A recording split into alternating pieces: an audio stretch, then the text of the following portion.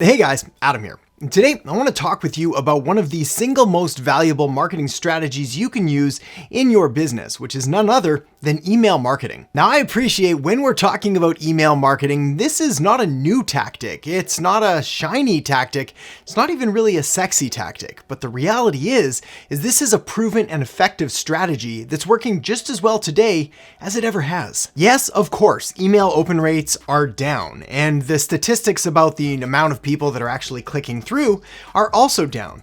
But that doesn't negate the fact that more people today have access to email, and more people today are checking their email more than they ever have before. This is the reason that year after year after year, email marketing continues to brag and boast about having one of the highest ROIs, or return on investments, of all of the different marketing strategies you choose.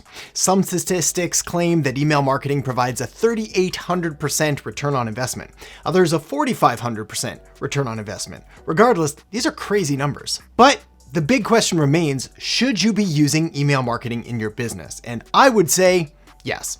And here's why. First of all, statistically speaking, email marketing works. And when done right, which is always the caveat, it works really, really well, with some statistics showing that it's 40 times more effective at acquiring customers than just using Facebook or Twitter. What makes this exciting though is just how effective using Facebook or using Twitter, using Instagram or using YouTube already is at acquiring customers. So imagine taking the good or decent results you're getting from those platforms and multiplying its effectiveness by a factor of 40. And that's a pretty decent ROI. So why is email marketing just so effective at acquiring customers? Well, it really boils down to a couple different things. The first and most important is the fact that it's accessible by pretty much every single one of your potential customers and of your clients. I mean, just think about how you use email, how you use your phone, how you check and stay in communication with your friends and with your family and with your doctor and with your lawyer and with your accountant and with pretty much everybody. Email is almost always at the core of that. Now, in recent months, SMS or texting has started to rise in popularity, but we're still nowhere near this becoming sort of the norm. And in fact, more often than not, getting an unwanted text is seen as an annoyance and kind of irritating, whereas getting an unwanted email, it's just a fact of life these days. This is why for you as the marketer, as the entrepreneur, as the business owner, you need to make sure that when you're crafting your emails, well, you make sure that you're designing them and you're writing them and you're scripting them so that they are wanted, so that your customers and your readers actually look forward to the content that you're creating, rather than having it just end up in the spam or in the trash folder. There's another reason though that email marketing is just so effective in that it tends to provide more of an access to a longer form kind of content. Now, if you're familiar with my work at all, you know that I'm a big proponent for storytelling, for providing educational content, for teaching, for entertaining as much as humanly possible, and really creating long-form content, normally through videos, also a bit through podcasts, rarely through text, with one exception. And that exception, if you haven't guessed it already, is of course email. You see, unlike a tweet or a Facebook post or an Instagram caption, email lends itself to being able to provide a much longer and more comprehensive story and just provide that much more value. Now, of course, anytime we're talking about written content or audio content or video content, you don't want to just drone on and on and on and fill it with fluff and filler and garbage. But by using email, by using it strategically and following good copywriting and good marketing principles, you can cram this thing full of a ton of value, which is going to allow you to build more trust and more rapport and really nurture your readers to build that relationship. The next thing that makes email marketing just such an incredibly effective strategy to use in your business is the fact, like I alluded to before, email is everywhere. Everyone has email.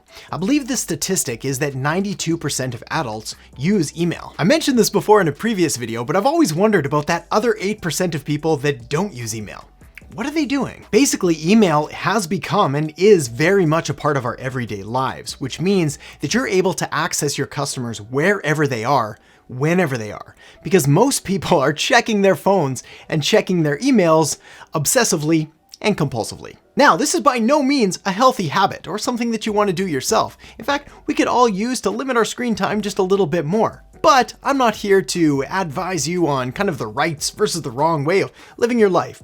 you do you. The point is your customers are doing this, whether you think it's right or not, which means you might as well reach them where they are, which is on email, on their phone, which is probably in their pocket. All right, my final point here on why email marketing is important before we get to a few very important caveats and very important notes, and that is that an email is 5 times more likely to be seen than a social media post, again, on say Facebook or Twitter. I don't know about you, but I get a ton of emails every single day, which means I do have to sort through them pretty quickly.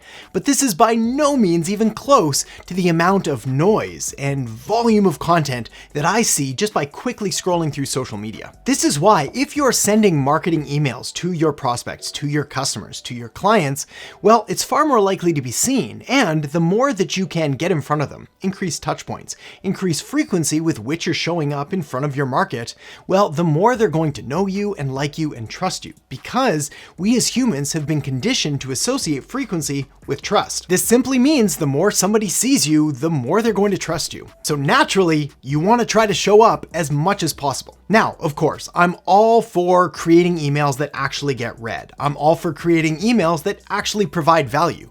But the simple fact alone of sending an email that appears in your customer's inbox for them to even just see your name or see your brand name, well, even that is a completely free touch point. All right, so now that we've got that covered, a real quick and incredibly important note on email marketing and where it fits into your overall marketing strategy, because it's important to know that you can't build your business, you can't build your marketing on email alone. And the reason is because email is simply a communication channel. It's a way to nurture and to engage and to talk with your customers, but you need something to get them on your email list in the first place. This is where so much of the advice around email marketing just goes so wrong. After all, an email list is only as good as the amount and the quality of the people on the list in the first place. For an example I use all the time, let's say you're selling steak or some kind of meat product. Well, the last thing you want is an email list full of vegetarians. They're never going to buy anything. They're probably not going to like you very much. On the other hand, if you can find some kind of lead magnet or opt-in or bribe, something that entices your steak-loving subscribers to essentially subscribe to your email list, you're going to be on the right track. For example, you could create a free training series on how to grill the perfect steak or steak recipes or anything like that. You could offer that as a lead magnet or a bribe or an opt-in on your website or through a Facebook ad or through a social media post or whatever it is, and you could exchange this piece of content or free guide for their name and for their email address. And that's how you build your email list, and that's going to enable you to continue to engage with them and nurture them and send them emails over time. This was one of the biggest pitfalls that I fell into when I was first starting my business and first getting into email marketing. I signed up for the email marketing service, I started thinking about what I was going to email, and then I realized I had nobody to email, except my mom. I think my mom signed up first. Also means my mom now knows a whole lot about marketing. Anyway, just like all things, it's important to understand that no single marketing tool or tactic or software or even strategy stands alone. It all has to be factored into the bigger picture, how this fits and how it applies to your unique business, your unique market, your unique industry, your unique offer, your goals, and everything you're trying to achieve. With all that said, email marketing is a phenomenally effective tool. So here's how to get started. The very first thing you need to do is sign up for an email service provider or ESP. These are things like Drip or ConvertKit or ActiveCampaign or Infusionsoft, anything like that. Something that's going to be a dedicated email service provider rather than just sending them through your Gmail or your Hotmail, which is a terrible idea. A lot of these software are free to get started or are very inexpensive. So sign up for one of those, and then you're going to be off to the races. You're going to be able to collect names, collect email addresses, and in turn, send them broadcasts or send them campaigns, which are one-off emails or a series of different emails. Next, you're probably going to need just a little bit of training around how to properly do email marketing. Now, I appreciate working with me may be out of the budget for a lot of you watching this, so if that's not an option, look into experts like Ben Settle or Andre Chaperon or Autoresponder Madness, which is actually Andre's product. Phenomenal tools are out there that'll help you get started and learn everything you need to know. There's a great quote I love, and I wish I could remember who to attribute it to, that says, if you want to be a writer, you write. If you want to make art, or you want to be an artist, well, draw something or paint something.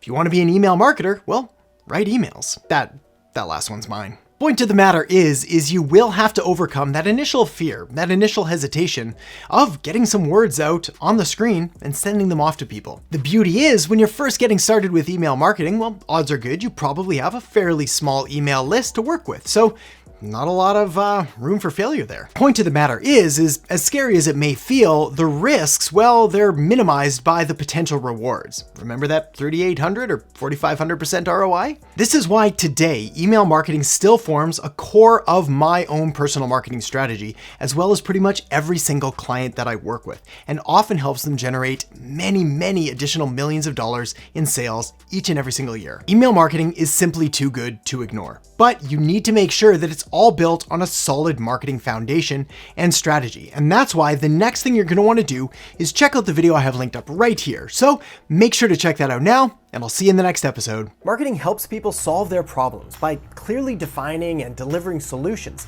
and really explaining the benefits of those solutions so they can get better results.